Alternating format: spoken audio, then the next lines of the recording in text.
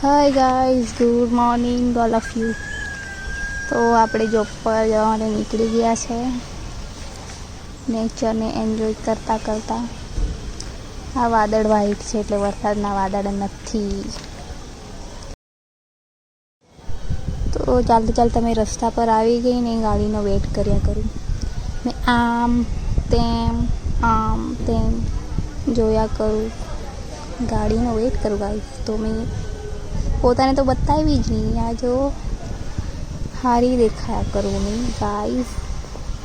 તો કંપનીમાં આવી ગયા ને ટી ટાઈમ થયેલો હતો, તો મેં નાસ્તો કરવા માટે ગઈ કેન્ટીનમાં. તો આજે નાસ્તામાં ભજીયા હતા, મસ્ત જેવા દેખાવ. ખાઈ લીધા ને પછી સ્ટોરમાં આવી ગઈ. તો આ કાંઈ બપોરે જેવો વરસાદ ચાલુ થઈ ગયેલો હતો, આવ્યો સારો, એટલે બહુ વધારે નહીં પણ થોડું થોડું વરસાદ આવ્યું. ઘણા ટાઈમ સુધી, કદાચ 3 વાગ્યા સુધી જેવું આવ્યું હોય, આઈ થિંક, એટલું બધું ખબર નહીં. તો બારીમાંથી જોયું ને પછી આ લંચનો ટાઈમ થયેલો હતો. હવાના જ રોટલી ખાઈ લીધી ટી ટાઈમમાં જ, એટલે પછી લંચમાં મેં બેસી રહેલી. ને આ મેં વિડીયો શૂટ ક્યારે કરું, જ્યારે બ્રેક રહે ટી ટાઈમ રહે ત્યારે કરતી છે. તો શું કોઈ કંપનીમાંનું જોતું હોય તો કમ્પ્લેન કરતા નહીં, ઓકે.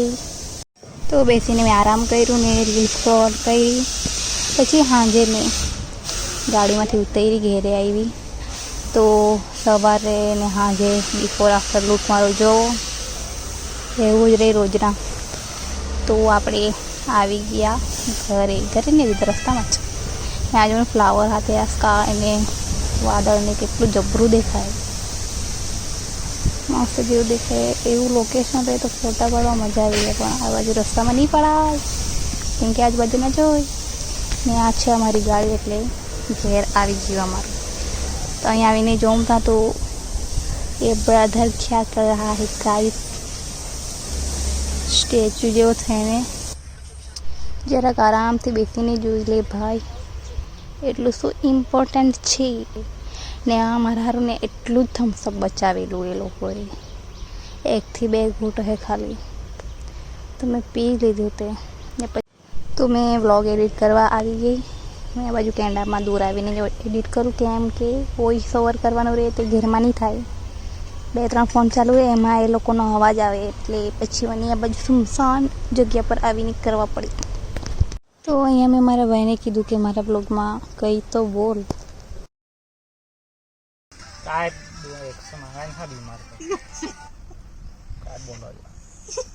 ગાઈ દેને હાથ પર કઈ થયેલું છે દેખો તે એક છે જે તેને પડનો કોસ જ લાગનો કોઈને તો દેખો ને કોસ ના કાઈ વાયરસ ના હા કાઈ કીડો ચાવનો તે ના તે તો કોસ તે કાઈ અસો વદત હો તાદે કાટે જે શરીર તે વાયરસ જે ફેલાતો તે આખે શરીર દે હોતો તે કાઈ અલો વદત હો અથઈ સે અથે કસો કરવો ના તે આખાટ થોડો હે તો થાય તો લાગનો હોતું દે ના તે કાટે જે ખપને ઓથે પકી આમ દેખો કાઈ એ બીમારી ના કાઈ ખબર કોસ જો વાયરસ કોસ દે હર્પીસ सांगता दे હા નાગવાલો ઈ એટલે નાગચીતી એક થી રહેતા હતી આદે નાગવાલી બીમારી દેશી ભાષામાં सांगत हा ને હર્પીસ सांगत ડોક્ટरच्या ભાષામાં.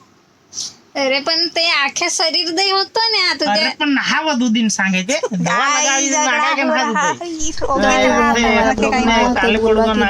નાગા હો. તો બેઉ જણા ઝઘડો કરવા લાગી ગયા, ભાઈ ને મારી મમ્મી. બેઉ જણા એકબીજાનું કાંઈ માન્યા નહીં કરે. તે કે એવો હે, તે કે એવું હે, તે કે તને ખબર કાંઈ, તે કાંઈ કે મને ખબર કાંઈ ને તને કાંઈ ખબર ને. એ લોકોને મારા બ્લોગમાં બોલવા કીધું તો એકબીજાને જ્ઞાન આપ્યા કરે, એવું કર્યું તેનાથી એવું થયું ને આમ તેમ. હવે એ લોકોને કાંઈ બોલવા નહીં કેમ. તો આ ઝઘડામાં આપણે આપણા બ્લોગને એન્ડ કરીએ ગાઈસ. તો લાઈક કમેન્ટ શેર જરૂર કરજો. મળીએ નેક્સ્ટ બ્લોગમાં. Take care, bye bye guys.